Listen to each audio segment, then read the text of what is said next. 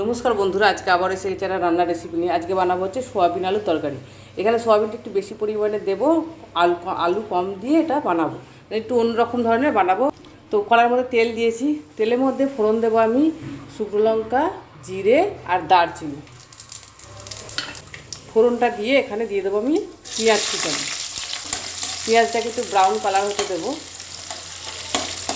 পেঁয়াজটা brown colour হয়ে গেছে, এবার এর মধ্যে মশলাগুলো একে একে অ্যাড করবো। প্রথমে দেবো এখানে আদা, জিরে আর দুপো আর রসুন, বেশি রসুন দিইনি, আর একটু পেঁয়াজ বেটে রেখেছি, এই মশলাটা দিয়ে দেবো। আর দেবো এখানে লঙ্কা, হলুদ, নুন দিয়ে দেবো, দিয়ে মশলাটাকে কিছুক্ষণ ধিমে আছে কষাবো। এই যে মশলাটা ধিমে আছে কষিয়ে গা দিয়ে যে তেল ছেড়ে গেছে মানে মশলা কষানো হয়ে গেছে। মশলাটা দিয়ে সুন্দর একটা সেন্টও ছাড়ছে। তো এবার এর মধ্যে কী করব, সোয়াবিন আর আলুগুলোকে দিয়ে দেবো। এইভাবে বানিয়ে দেখবেন, পুরো মাংসর মতো টেস্ট হয়, ভীষণ টেস্টি হয়। তো এখন জল দেবো না, এখনও বেশ খানিকক্ষণ ধরে আমি কষাবো, যাতে মশলাটা আলু সোয়াবিনের মধ্যে ভালো করে মেশে। এই যে সোয়াবিনটাকে অনেকক্ষণ ধরে কষিয়েছি, একটু মশলা ধোয়া জলও দিয়ে দিয়েছি, দিয়ে কষিয়ে এবার এই যে মাখা মাখা হয়ে গেছে। এইবার এর মধ্যে যেটা করবো, টেস্টটা আরও বেড়ে যাওয়ার জন্য এর মধ্যে দেবো লেবুর রস। এইভাবে বানিয়ে দেখবেন, মাংসকে হাড় বানিয়ে দেবে, এত দারুণ টেস্টি হয়। আর একটুখানি নাড়াচাড়া করে এবার এর মধ্যে জল দেবো।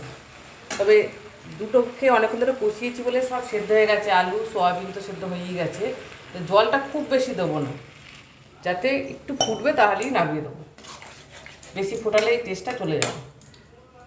তো এই যে এবার মিনিট 5 ফুটিয়ে রেডি হয়ে যাবে আমার টেস্টি সোয়াবিন।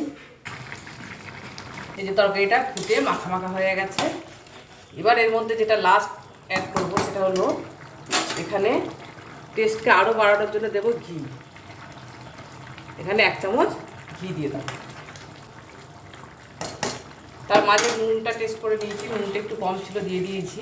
কারণ নুন ঝাল এই দুটো হচ্ছে তরকারির একটা বিশেষত্ব জিনিস, এই দুটো কম বেশি হলেই তরকারিটা টেস্টের গন্ডগোল হয়ে যায়।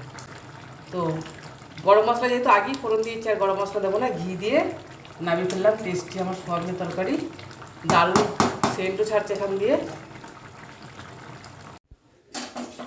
তো বন্ধুরা, রেডি হয়ে গেছে আমার মাংসের মতো সোয়াবিনের কষা আলু দিয়ে, ভীষণ টেস্টি, ভীষণ স্বাদের। এরকম তরকারি গরম ভাত দিয়ে, রুটি দিয়ে, লুচি দিয়ে, যারা নিরামিষ খায় তাদের ক্ষেত্রেও প্রযোজ্য। এরকম টেস্টি সোয়াবিনের তরকারি, সোয়াবিন খেতে তো বাচ্চা বড় সবাই আমরা ভালোবাসি। তো এখন ভীষণ গরম, এখন মুখে দিতেই পারবো না, তবে মাঝখানে একটু টেস্টটা দেখে নিয়েছি যে কেমন হয়েছে। নুনটা একটু কম ছিল বলে একটু নুনটা দিয়ে দিয়েছিলাম। তো রেডি হয়ে গেল আমার টেস্টি সোয়াবিনের তরকারি। আজ তাহলে আসি, দেখা হবে আবার নতুন ভিডিওতে। টাটা।